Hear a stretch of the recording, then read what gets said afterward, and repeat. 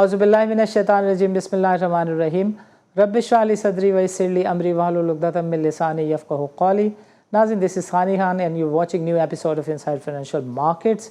Mutual fund industry का round up हम ले रहे हैं for last couple of programs and shows and we are talking about how mutual fund industry is performing going forward.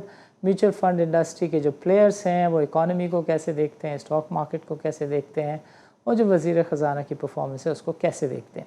सो आज के program में we are going to talk about the AWT investments. इनके जो CEO हैं साजिद अनवर, वो हमारे साथ हैं और वो हमें बताएंगे कि वो इंडस्ट्री को, कैपिटल मार्केट को, इकॉनमी को किस नज़र से देखते हैं। गोइंग फॉरवर्ड उनकी नज़र में जो मईशत है वो कैसा परफॉर्म कर सकती है। So Sajid Anwar, welcome to the show and अस्सलाम वालेकुम। जी वालेकुम सानी साहब, thank you very much for having me on your show. ज़बरदस्त ज़बरदस्त। ये फरमाइए साजिद साहब कि जो मईशत की इस वक्त सिचुएशन है उसको आप किधर रेट करते हैं, कहाँ देखते हैं, और जो म्यूचुअल फंड इंडस्ट्री है इसके बारे में हमेशा हर शख्स एक ही सवाल करता है कि पाकिस्तान की जो म्यूचुअल फंड इंडस्ट्री है उसका साइज़ बहुत छोटा है, उसमें जो यूनिट होल्डर्स की तादाद है गोया कि वो इस बाज़ार हिस्स के UIN होल्डर्स से ज़्यादा है। बट म्यूचुअल फंड इंडस्ट्री का अगर आप bank deposit to AUM ratio देखें तो वो भी बहुत ज़्यादा इनकरेजिंग नहीं है। सो म्यूचुअल फंड इंडस्ट्री पे एक जनरल सा एक तायराना जायज़ा पेश करें, मईशत को आप कैसे देखते हैं, इसके ऊपर बातचीत करें, फिर हम थोड़ा सा इकनॉमिक इंडिकेटर्स के बाद आपके AWT इन्वेस्टमेंट पे बात करेंगे।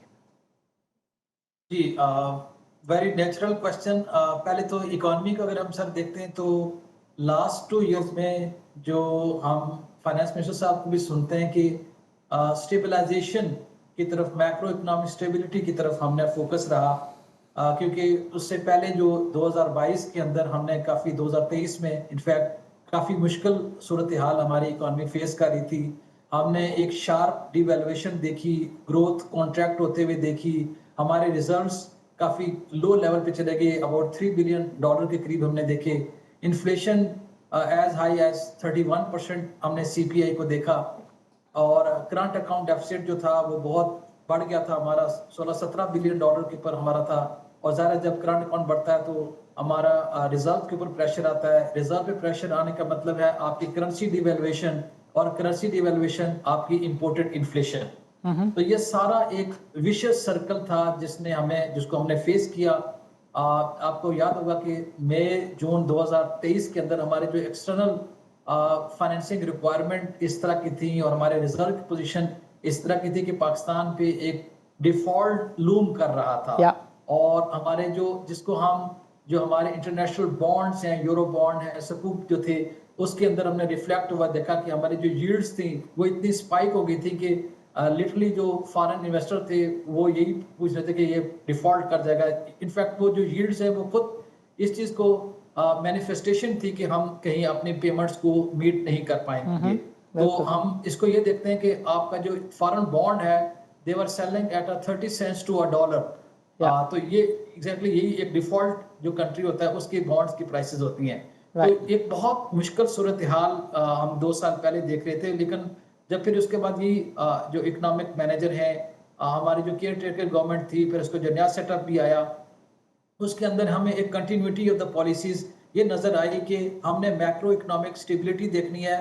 हम वो ग्रोथ जो एक सस्टेनेबल ग्रोथ हो उसी के ऊपर एक पाथ के ऊपर जाना है, और इस बजट के अंदर भी यही इंटेंट नजर आ रही है। तो अल्लाह का शुक्र है कि उसके बाद हमने चीज़ों को फिर लास्ट 2 इयर्स के अंदर हमने देखा कि PKR US डॉलर की पैरिटी एक पहली चीज़, एक इंडिकेटर था, हमें जो नजर आता है कि इसमें एक स्टेबिलिटी आई, और अब रिसेंट पीरियड के अंदर एक ग्रेजुअल डिवैल्यूएशन हम देख रहे हैं। फिर हमने इन्फ्लेशन को अगर आप देखें तो जाहिर है जब हमने डिमांड कॉन्ट्रैक्शन की एक पॉलिसी फिस्कल साइड के ऊपर भी और मॉनेटरी साइड के ऊपर भी हमने देखी कि एक्सचेंज रेट को, पॉलिसी रेट को एक बहुत हाई लेवल पे पहले ले जाया गया, 22% पे पॉलिसी रेट चला गया, और उसमें डिमांड को ऑब्वियसली हमने कंटेन किया है, डिमांड प्रेशर को कंटेन किया है, क्योंकि हम इंपोर्ट्स को ज़ाहिर सस्टेन नहीं कर पा रहे थे जो इस लेवल पे चली गई थी। तो उसका नतीजा निकला कि हमारी जो इंपोर्ट्स हैं वो कम हुई, और जो पिछला फिस्कल ईयर आपको मालूम है कि जो क्लोज हुआ है जून में, हमारा फिस्कल में करंट अकाउंट के अंदर हम एक सरप्लस हमने पोस्ट किया है। ये काफ़ी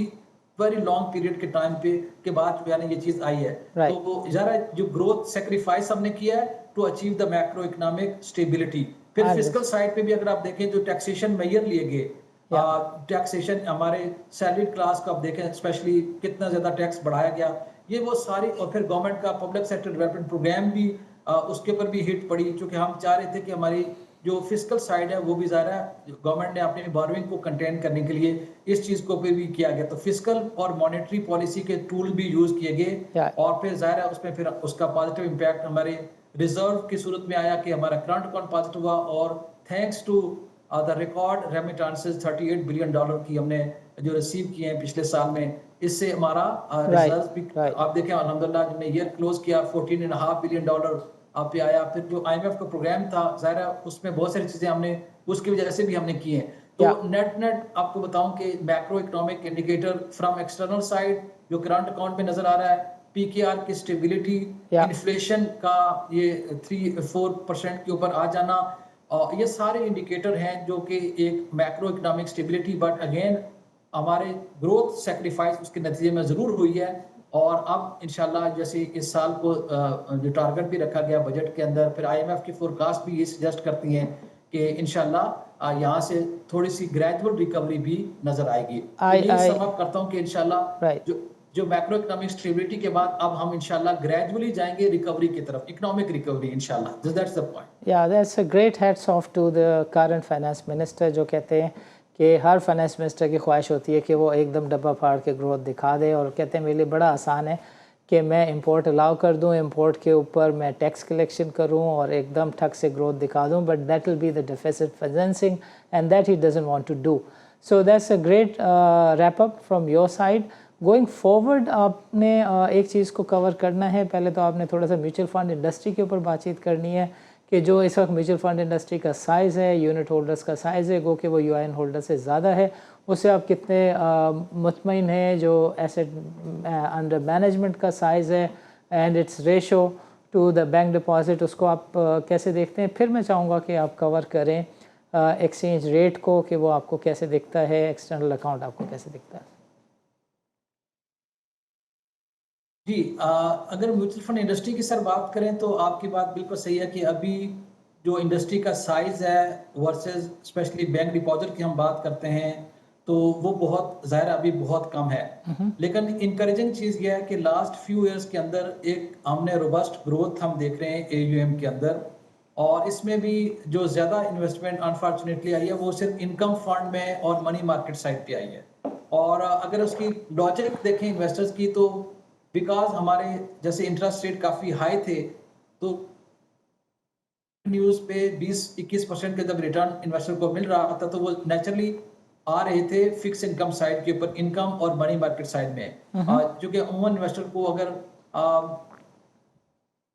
चाहिए होता है, रेगुलर इनकम चाहिए होती है, तो वो इनकम और मनी मार्केट साइड पे आते हैं। इंस्टीट्यूशन तो जाहिर है वो उनका मैंडेट नहीं होता इक्विटी में ज़्यादा इन्वेस्ट करना, तो हमने देखा कि इंडिविजुअल साइड में। बट इनकरेजिंग चीज जो है वो 40% प्लस मैं आपको बताऊं कि AUM ने ग्रो किया है लास्ट ईयर में, इन 1 ईयर पीरियड एंडिंग June 30, 2025। तो एक अच्छी चीज है कि जो ग्रोथ है वो एक्सेलरेट हुई है और अबाउट 4 ट्रिलियन की इंडस्ट्री ये आउट हो चुकी है। तो आल्दो के इतनी साइज नहीं है, लेकिन जो परसेंटेज अगर आप देखें तो वो बढ़ती जा रही है, और इसमें स्पेशली इंडिविजुअल इन्वेस्टर को बहुत ज़्यादा फायदा है अगर वो म्यूचुअल फंड में आता है। इवन मनी मार्केट और इनकम, वो पैसा जिसके ऊपर आपको रेगुलर रेट ऑफ रिटर्न चाहिए होता है, इन्वेस्टर को वो कैपिटल के ऊपर उसका रिस्क नहीं लेना चाहता, तो वो उम्मन हैं। तो इन दोनों सेगमेंट के अंदर बहुत स्ट्रांग अल्हम्दुलिल्लाह हमने ग्रोथ देखी है पिछले 2 सालों के अंदर। इन्वेस्टर बेस जो है वो बढ़ता जा रहा है। तो इसके रीजन क्या है, अभी तक ये ग्रोथ उस तरह से अचीव चुके नहीं हुई। इसमें awareness about mutual fund industry, about the products, अगर आप देखें तो एक आम इन्वेस्टर को भी आपको मालूम है कि जो मनी मार्केट इनकम फंड या म्यूचुअल फंड होते हैं, इसमें तमाम इन्वेस्टर को सेम रेट ऑफ रिटर्न मिलता है, इररिस्पेक्टिव कि उनका अमाउंट कितनी है। ऐसा नहीं है कि स्मॉल इन्वेस्टर को कम रिटर्न मिलेगा, बड़े इन्वेस्टर को ज्यादा रिटर्न मिलेगा। ये एक तो ये चीज। दूसरा, एक डाइवर्सिफाइड पोर्टफोलियो जो मिलता है, जब आप म्यूचुअल फंड में आते हैं तो आप एक लार्ज पार्ट जो पूल का एक पार्ट बन जाते हैं Right. और वो जहां जहां इन्वेस्टेड होता है जाहिर है आपको वो डाइवर्सिफिकेशन मिल जाती है with a very small amount. और तीसरा देखें लिक्विडिटी, आप म्यूचुअल फंड में अमूमन सेम डे भी रिडम्पशन कुछ फंड कर रहे हैं और Yeah. नेक्स्ट डे में आपको पैसा आपके अकाउंट में चला जाता है। आज और- आप रिक्वेस्ट करते हैं तो नेक्स्ट डे में आपका पैसा जहां आप अकाउंट आपका होता है वहां मिल जाता है। तो देखिए ये ऐसे बेनिफिट्स हैं जिसमें एक अच्छा रिटर्न भी है, इजी लिक्विडिटी भी प्रोवाइड होती है और डाइवर्सिफिकेशन बेनिफिट है। That's why globally mutual fund बहुत ज्यादा बड़े साइज हैं, इवन बैंक्स डिपॉजिट से ज्यादा साइज होते हैं जो एसेट मैनेजमेंट कंपनी और म्यूचुअल फंड के हैं। तो अब जैसे जैसे अवेयरनेस बढ़ती जा रही है और आपको मैं बताऊं एक एनकरेजिंग डेवलपमेंट कि SECP जो हमारा रेगुलेटर है उसका भी बहुत फोकस है कि पेनिट्रेशन बढ़ाई जाए, इंक्लूजन जो फाइनेंशियल इंक्लूजन की हम बात करते हैं तो एक बहुत बड़ा रोल प्ले कर सकता है and we are geared up as a mutual fund industry कि फाइनेंशियल इंक्लूजन को बढ़ाया जाए, स्मॉल इन्वेस्टर को भी ये बेनिफिट मिले हमारे फंड के अंदर और उनके लिए ईज के लिए आसानी से अकाउंट ओपन कर सकें और डिजिटली ऑपरेट कर सकें। अब तमाम कंपनी जो है वो डिजिटल प्लेटफॉर्म है, उनके मोबाइल ऐप एंड पोर्टल के through they can have access to their account 24/7 और इजीली और इंस्टेंट लिक्विडिटी प्रोवाइड कुछ कंपनीज कर रही हैं, सेम डे रिडम्पशन की फैसिलिटीज भी ऑफर कर बिल्कुल रही ठीक है, हैं। बिल्कुल तो ठीक है। ये देखिए ये सारे बेनिफिट्स हैं जिसको जैसे बैंक डिपॉजिट से लोग इस तरफ आ रहे हैं और जैसे जैसे अवेयरनेस बढ़ती जा रही है तो हम अपनी कंपनी के अंदर भी हम इसको डिस्कस करेंगे लेटर ऑन कि किस तरह की ग्रोथ हम देख रहे हैं एट AWT इन्वेस्टमेंट्स भी। तो मैं बहुत बड़ा अपबीट हूँ और रेगुलेटर ने जैसे अभी एक कॉन्सेप्ट पेपर भी शेयर किया है जहाँ पे मार्केट डेवलपमेंट फंड जो है ना वो इंट्रोड्यूस किया जा रहा है। इंशाल्लाह ये इस पे इम्प्लीमेंट हो जाएगा सून। तो इससे ये है कि इन्वेस्टर बेस को कैसे बढ़ाया जाए, फाइनेंशियल जो लिटरेसी है और इन प्रोडक्ट्स के नॉलेज लोगों तक पहुंचाया जाए, एक कॉन्फिडेंस आएगा एक बड़े प्लेटफॉर्म के ऊपर। साजिद आई साहब, थिंक इससे we have grown very fast but huge potential is there and hopefully ये ट्रेंड कंटिन्यू करेगा और जो एसेट बेस है AUM है इंडस्ट्री का वो बहुत इंशाल्लाह आप देखेंगे कि बहुत ग्रो करेगा इन नेक्स्ट फ्यू इयर्स। बिल्कुल ठीक है, बिल्कुल। देखिए कपल ऑफ थिंग्स जिनको आई थिंक खाते में लाना बहुत ज़रूरी है। एक बात तो ये है कि जो मुफाब का फोरम है इसको कोई nation wide investor awareness generation की कैंपेन को लीड करना चाहिए, बिकॉज एक म्यूचुअल फंड के बस की ये बात नहीं है, ये पूरी इंडस्ट्री को मिल के काम सर अंजाम देना होगा। दूसरी बात ये है कि सन 2000 में there was a proposal, company भी फॉर्म हो गई थी, इस्लामाबाद स्टॉक एक्सचेंज के जो MD थे उनको इसका कन्वीनर भी मुकर्रर कर दिया था कि देखें जो डिविडेंड्स हैं, कैश डिविडेंड्स जो अनक्लेम्ड हैं वो कोई 10-20 बिलियन को क्रॉस कर गए थे। यानी people who didn't collected the dividend, वो कैश डिविडेंड वो या तो कहीं आर पार हो गए, दूसरी दुनिया में पहुंच गए, या दे वर अनएक्सेसिबल। उसका जो मार्कअप है उसके ऊपर अप्रूवल दे दी थी गवर्नमेंट ने कि यार ये भी क्या कहते हैं बिलियन के आसपास पहुंच रहा है, उसको क्रॉस कर रहा है, तो इससे अवेयरनेस कैंपेन चला ली जाए। बिकॉज अवेयरनेस एक फरमान इलाही का प्रोग्राम है जिसको कोई भी फाइनेंस नहीं करना चाहता। सो गवर्नमेंट के साथ मुफाब को, स्टॉक एक्सचेंज को आई थिंक एक प्रॉपर फंड बना के और इन्वेस्टर अवेयरनेस जनरेशन के लिए काम करना चाहिए। What do you say? जी आपने सानी साहब जो आपने बात की एग्जैक्टली इसी कॉन्सेप्ट के ऊपर अभी जो डेवलपमेंट हो रही है, जैसे आप मैंने बताया कि SECP ने ये चीज इंट्रोड्यूस इंशाल्लाह कर रहा है, सून हो जाएगा ये 2 महीने हो गए कॉन्सेप्ट पेपर आया है, इसमें मॉडलिटीज इसकी डिसाइड हो रही हैं। तो जब ये चीज आ जाएगी तो यही कॉन्सेप्ट है कि एक बड़े प्लेटफॉर्म के ऊपर इंस्टेड ऑफ इंडिविजुअल कंपनीज आपने जो है ना जो भी मार्केटिंग या अवेयरनेस या ब्रांडिंग कर रही होती हैं, तो ये एक बड़े प्लेटफॉर्म के ऊपर जब ये होगा इंशाल्लाह तो वो एक बड़ा बजट बनेगा और ज़्यादा इसकी पेनिट्रेशन होगी और ज़्यादा इंशाल्लाह इसका लोगों तक ये मैसेज पहुंचेगा किस तरह के प्रोडक्ट्स हैं और उनके जो फ़ायदे हैं।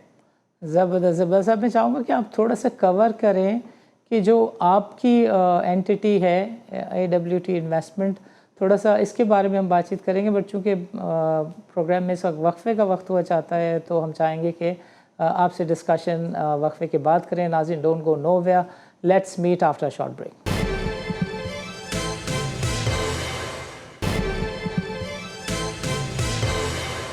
वेलकम बैक नाज़रीन। नाज़रीन, प्रोग्राम के इस सेगमेंट में we will try and cover के AWT इन्वेस्टमेंट के ग्रोथ प्लान्स क्या हैं, ग्रोथ prospects क्या हैं, and going forward, how do you look at the Pakistan's economy and capital market performing? So Sajid Anwar, over to you. आप थोड़ा सा हमारे नाज़रीन के लिए बताएं कि आपकी जो कंपनी है AWT इन्वेस्टमेंट, वो कैपिटल मार्केट की जो परफॉर्मेंस है वो 2025 year end calendar year end by the end of this December वो कैसे देखती है? जी, अगर आप हम AWT इन्वेस्टमेंट्स की बात करें तो हमारा जो व्यू है फॉर FY26 की बात करते हैं, अगले एक साल के लिए हम किस तरह से कैपिटल मार्केट को देख रहे हैं। राइट। तो एक तो अपने हम एक्सपेक्ट करते हैं कि जैसे स्टॉक मार्केट की परफॉर्मेंस, अगर हम उस सेगमेंट की बात करें तो 2 साल जो लास्ट 2 ईयर थे इसमें रोबस्ट रिटर्न पोस्ट किया है स्टॉक मार्केट ने, और इंडेक्स ने मैंने ऑल टाइम हाईज किए हैं, और आज भी इवन देखें तो मार्केट ने 138 प्लस जो है ना वो आज क्लोजिंग की है KSE 100 इंडेक्स ने। राइट।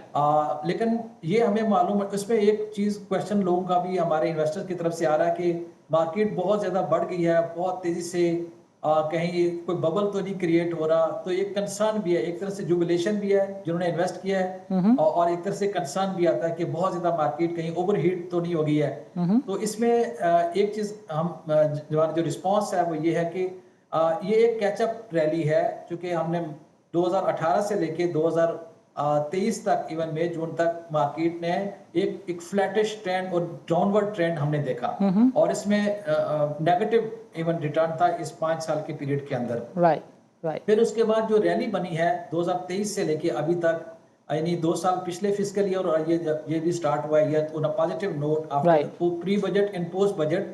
तो अभी भी जो असल चीज होती है वो इंडेक्स लेवल से ज्यादा इंपॉर्टेंट है कि मार्केट की वैल्यूएशंस क्या है। इंडेक्स जो है ना वो आपको प्राइसेस बताता है, और जो वैल्यूएशंस है उसकी एक्चुअल कंपनीज की या ओवरऑल मार्केट की वैल्यू क्या है।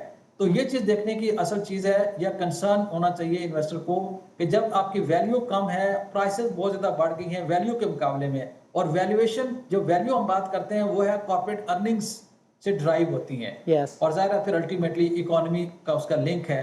तो अगर हम प्राइस अर्निंग के मल्टीपल की बात करें तो 2017 का जो पीक था उसमें डबल डिजिट हमारी वैल्यूएशंस थी, जब प्राइस अर्निंग मल्टीपल था डबल डिजिट था, और आज इतने मार्केट को राइज होने के बाद भी 6.5 का प्राइस अर्निंग मल्टीपल पे मार्केट ट्रेड हो रही है।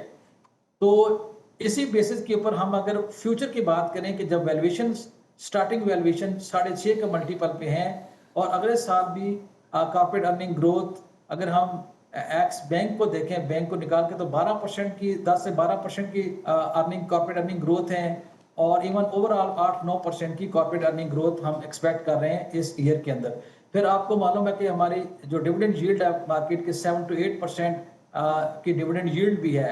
और तीसरा फैक्टर जो है वो है, जैसे मैंने मेंशन किया कि प्राइस अर्निंग मल्टीपल बहुत चीप है कंपेयर्ड विद इवन 2017 का हाई, बल्कि जो दूसरे पिछले 10 साल का एवरेज प्राइस अर्निंग मल्टीपल है वो 8 के करीब है, और इसमें डिप्रेस्ड ईयर भी शामिल है।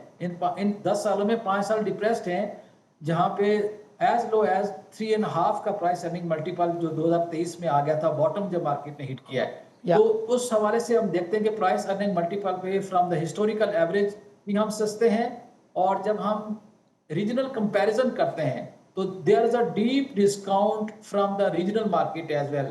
भी आप श्रीलंका 11 के मल्टीपल पे ट्रेड कर रहा है, बांग्लादेश 11 पे, India is 24 price earning multiple पे ट्रेड कर रहा है। एफएम की मार्केट देखें, फ्रंटियर मार्केट में तो 40% प्लस का हमारा डिस्काउंट है, और इस तरह से ईम से भी हमारा डिस्काउंट बहुत ज्यादा है जो हिस्टोरिकल से। तो इन सारे प्राइस टू बुक पे भी देखें, जितने मैट्रिक्स वैल्यूएशंस के हैं, तो असल चीज है वैल्यूएशन। प्राइस टू बुक पे हम 1.1 पे ट्रेड कर रहे हैं, जबकि हिस्टोरिकल हमारा जो है वो 1.3 1.4 जो एवरेज हमारा रहा है पिछले 10 साल का।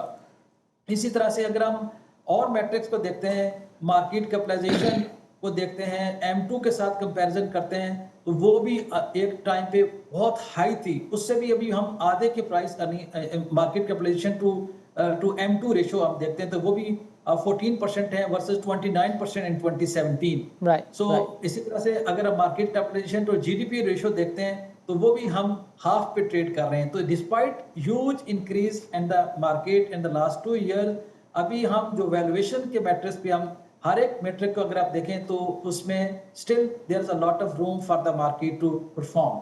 बिल्कुल ठीक है। ये फरमाइएगा कि there is a clear observation कि जो सर्कुलर डेट के रेजोल्यूशन की बातचीत जब मोहम्मद अली ने शुरू की तो उसके बाद में एक क्लियर डायरेक्शन थी जो मार्केट ने फॉलो की, और जो 5 स्टॉक्स हैं PSO, OGDC, PPL, SSGC, SNGP गो के गैस का सर्कुलर डेट अभी रिजॉल्व होना है, but these stocks have led to a growth result of 40 to 45,000 points. So अगर मार्केट के 90,000 पॉइंट में से 40,000 पॉइंट इन 5-6 स्टॉक्स के हैं, तो गोइंग फॉरवर्ड अगर गॉड फॉरबिड ये जो सर्कुलर डेट की पॉलिसी है फाइनली ये इम्प्लीमेंट नहीं होती, गो के फाइनेंस बिल में आ गई है, तो फिर you see some challenge, and as a mutual fund manager you think कि इन्वेस्टर को कहीं कॉशियस होना चाहिए?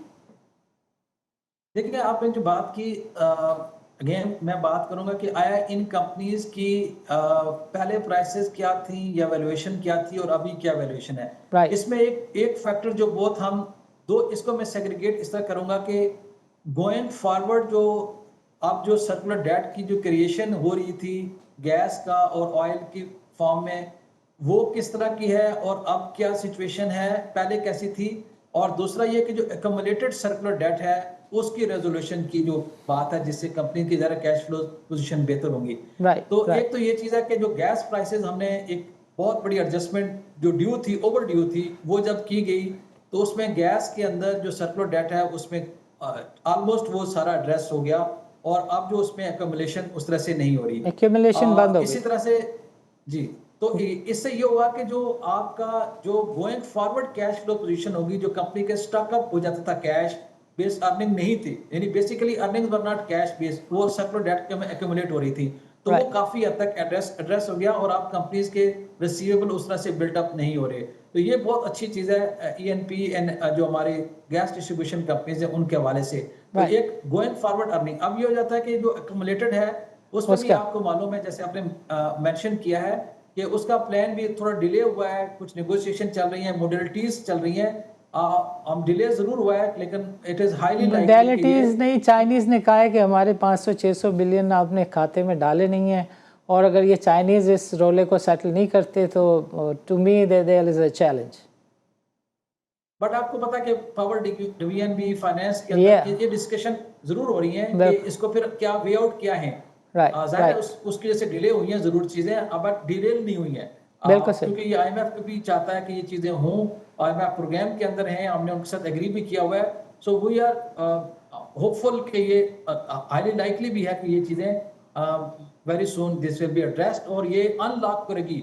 मैंने जैसे मेंशन किया, जब ये अर्निंग्स आगे गोइंग फॉरवर्ड आएंगी कंपनीज की और कैश फ्लो पोजीशन बेहतर भी होगी, तो स्टिल जो प्राइस अर्निंग मल्टीपल हैं, जैसे आपने कहा ना बड़ी भी हैं, लेकिन उसके बावजूद भी 4 के मल्टीपल पे चीजें ट्रेड कर रही हैं। बिल्कुल तो उस तरह से नहीं हुआ कि अगर तो ये बहुत हाई मल्टीपल पे होती तो उसमें एक रिस्क आता सकता था, क्योंकि अगर ये आप मुझसे पूछेंगे कि ये स्टॉक्स यहाँ पे होते ही नहीं अगर ये सर्कुलर डेट का इशू रिजॉल्व हो जाता, still they are very cheap and they are cheap because of this issue and once this issue is resolve, so I think instead of ये चीजें होने से मार्केट बढ़ेगी, लेकिन ना होने से चीजें वही रिफ्लेक्ट कर रही हैं कि सर्कुलर डेट इशू रिजॉल्व नहीं हुआ है इसलिए। बट डजंट दिस रिफ्लेक्ट कि ये जो रैली है ये बड़े कैश डिविडेंड की एंटिसिपेशन में है?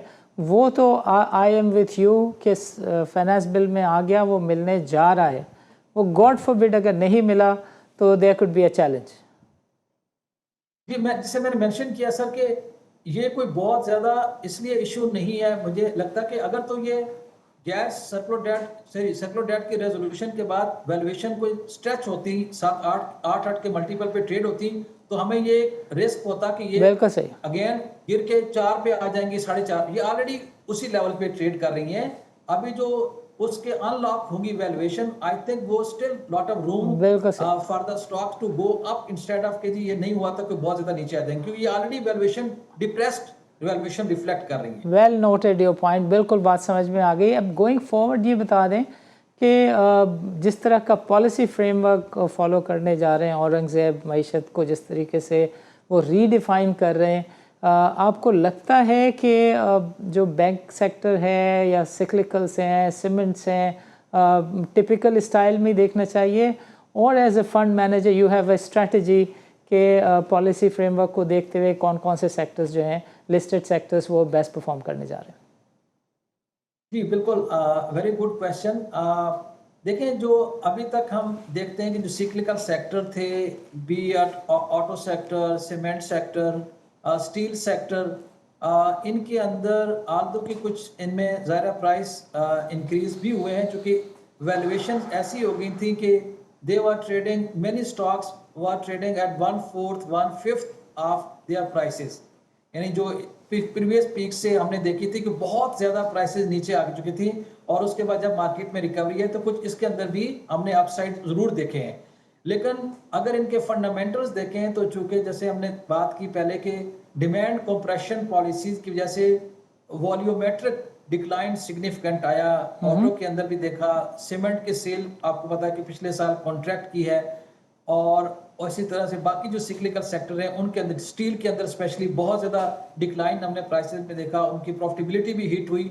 एक तो उस फैक्टर की वजह से, डिमांड की वजह से भी, और दूसरा फाइनेंशियल कास्ट बहुत ज़्यादा थी जब इंटरेस्ट रेट बहुत ज़्यादा थी, तो फाइनेंशियल बर्डन की वजह से भी और इनकी ज़्यादा डिमांड कंप्रेशन की वजह से भी ये सेक्टर बुरी तरह हिट हुए, इनकी प्रॉफिटेबिलिटी भी काफ़ी ज़्यादा हिट हुई है। बिल्कुल सही है, बिल्कुल अब हम सही। जब देखते हैं तो जी, अब प्लीज हम देख कंटिन्यू। रहे हैं कि जो गोइंग फॉरवर्ड जिस तरह से एक ग्रेजुअल रिकवरी की हमने बात की है, अगले साल के लिए उम्मीद की जा रही है कि सीमेंट की डिमांड भी बढ़ेगी, ऑटो की डिमांड हम ऑलरेडी देख रहे हैं कि अब बेहतर होती जा रही है, जैसे से फाइनेंसिंग रेट कम हुए हैं वो भी बेहतर होगी।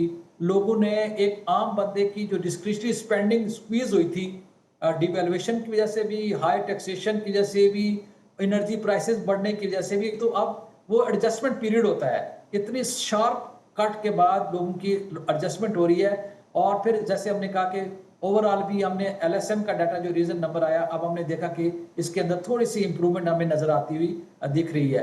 तो इन सारे फैक्टर की जैसे जब रिकवरी आपकी आएगी तो सिक्लिकल बेनिफिट करेंगे फ्रॉम डिमांड साइड, और जैसे मैंने कहा है कि एक वो चीज इंप्रूव हो रही है, और सेकेंडली जो फाइनेंशियल बर्डन था कंपनीज का, इनकी कास्ट ऑफ कैपिटल कम होने की वजह से जो फाइनेंशियल जो चार्जेस का या इंटरेस्ट कास्ट का जो बर्डन है वो भी कम हो जाएगा।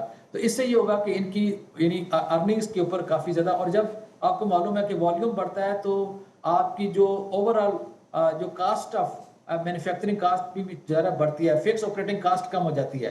तो ये सारे फैक्टर्स की कॉम्बिनेशन से इनकी अर्निंग्स में भी बेहतरी आएगी, और दैट्स वाई हम एक्सपेक्ट कर रहे हैं कि जैसे ये चीज़ें इंशाल्लाह वॉल्यूमेट्रिक ग्रोथ और अर्निंग में थोड़ी सी बेहतरी नजर आएगी, तो इनकी जो वैल्यूएशंस हैं ज़ाहिर है उसके अंदर भी हमें एक इम्प्रूवमेंट नजर आएगी, और इन सेक्टर्स को भी they will also join and the growth और मार्केट को हम समझते हैं कि ये और परफॉर्म करेगी। ज़बरदस्त। साजिद अनवर साहब, चूँकि प्रोग्राम का वक्त ख़त्म हुआ जाता है, हम चाहेंगे कि आखिर में आप अपने प्रस्पेक्टिव यूनिट होल्डर्स और एग्जिस्टिंग यूनिट होल्डर्स को कोई मैसेज देना चाहें तो आवर प्लेटफॉर्म इज़ अवेलेबल। जी, मेरा मैसेज यही होगा इन्वेस्टर्स को कि देखें, आपने जो रिस्क प्रोफाइलिंग के मुताबिक म्यूचुअल फंड इंडस्ट्री की बात करें तो हर तरह की प्रोडक्ट अवेलेबल है। वो इन्वेस्टर जिनको regular stream of income require होता है, जो हर वक्त जो अपने प्रिंसिपल की प्रोटेक्शन के हवाले से यानी समझते हैं कि उनके उसमें अंदर लॉस ना हो, तो उस तरह वो हमारे पास म्यूचुअल फंड इंडस्ट्री ऑफर करती है। शरिया कंप्लाइंट जैसे हमारे पास एवेन्यूज हैं, मनी मार्केट साइड पे भी कर सकते हैं, वेरी लो रिस्क, और इसी तरह से मॉडरेट रिस्क में इनकम फंड को चूज कर सकते हैं। और अगर आप वो चाहते हैं, वो इन्वेस्टर जिनके पास लॉन्ग टर्म होराइजन है, वो चाहते हैं कि उनको अच्छा रिटर्न मिले, एक्सपेक्टेड रिटर्न बेहतर मिले, तो वो इन्वेस्टर स्टॉक फंड की तरफ आ सकते हैं। और मैं ये बता दूं कि आम इन्वेस्टर को चाहिए कि वो एक्सपोजर स्टॉक फंड के जरिए ले सकता है। म्यूचुअल फंड एज एवेन्यू है, अट्रैक्टिव एवेन्यू है, जहाँ पे वो अपना एक्सपोजर स्टॉक मार्केट में भी ले सकते हैं। इसमें कोई बहुत ज़्यादा ये नहीं कि आपका बहुत ज़्यादा आप सरमाया होगा तो आप कर सकते हैं, स्मॉल अमाउंट से भी आप स्टॉक फंड में इन्वेस्ट कर सकते हैं। तो ये भी है कि जो लॉन्ग टर्म का पैसा है उसमें स्टॉक फंड को, और जनरली हमने देखा है कि जो स्टॉक रिलेटेड म्यूचुअल फंड है उन्होंने मार्केट को आफ्टर एक्सपेंसेस अच्छे मार्जिन से बीट भी किया है, ऐसे फंड मेजर भी हैं। हमने भी लास्ट ईयर में कोई 11% से इंडेक्स को अपने शरिया कंप्लाइंट हमारा जो इस्लामिक स्टॉक है उसने बीट किया है। तो अमूमन बहुत सारे फंड ने स्टॉक मार्केट में generally medium to long term में और परफॉर्म भी किया है। तो लॉन्ग टर्म के पैसे को आप यहाँ इन्वेस्ट कर सकते हैं। इसी तरह से अगर आप रिटायरमेंट सेविंग करना चाहते हैं, अपनी सेविंग फॉर योर रिटायरमेंट, तो वीपीएस एक ऐसी प्रोडक्ट है म्यूचुअल फंड इंडस्ट्री ऑफर कर रही है जहां पे आप अपने रिटायरमेंट सेविंग को इन्वेस्ट कर सकते हैं, जहां पे टैक्स क्रेडिट भी है up to 20% of the taxable income, और आपकी जो जो जो जो अमाउंट है वो टैक्स फ्री ग्रोथ करती है। तो यानी tax credit at the time of for that year when you invest, और उसमें जो अमाउंट है वो टैक्स फ्री गो करती है, उसके अंदर कैपिटल गेन और ना उसमें डिविडेंड का टैक्स लगेगा। तो ये एक ऐसी प्रोडक्ट है जो कि मैं समझता हूँ कि अगर आप अपने रिटायरमेंट के लिए, और हर एक को मैं ये इंकरेज भी करूंगा, आई विल एडवाइज कि कुछ ना कुछ पैसा आप अपना जरूर सेव करें फॉर योर रिटायरमेंट। और ये जो प्रोडक्ट है इसके अंदर इंडिविजुअलाइज एसेट एलोकेशन स्कीम है। इसके बहुत यानी आप अपने जो रिस्क लेवल को देखते हुए आप कोई भी एलोकेशन मनी मार्केट चाहते हैं, इनकम में चाहते हैं, या आप स्टॉक में चाहते हैं, तो आप इसको आप कर सकते हैं, चूज कर सकते हैं according to your risk appetite. तो ये एक अच्छी प्रोडक्ट है आई थिंक रिटायरमेंट सेविंग के हवाले से, और इसका पोटेंशियल भी मैं देख रहा हूँ कि बहुत ज़्यादा है।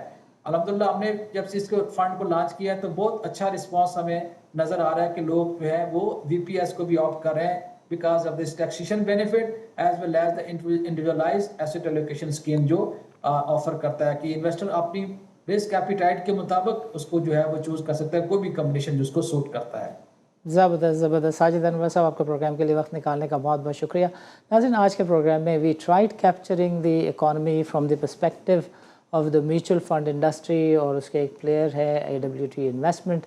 दे फील के जो मार्केट है इसमें काफ़ी पोटेंशियल बाकी है। 6.5 के पोटेंशियल EPS पे अभी मार्केट है।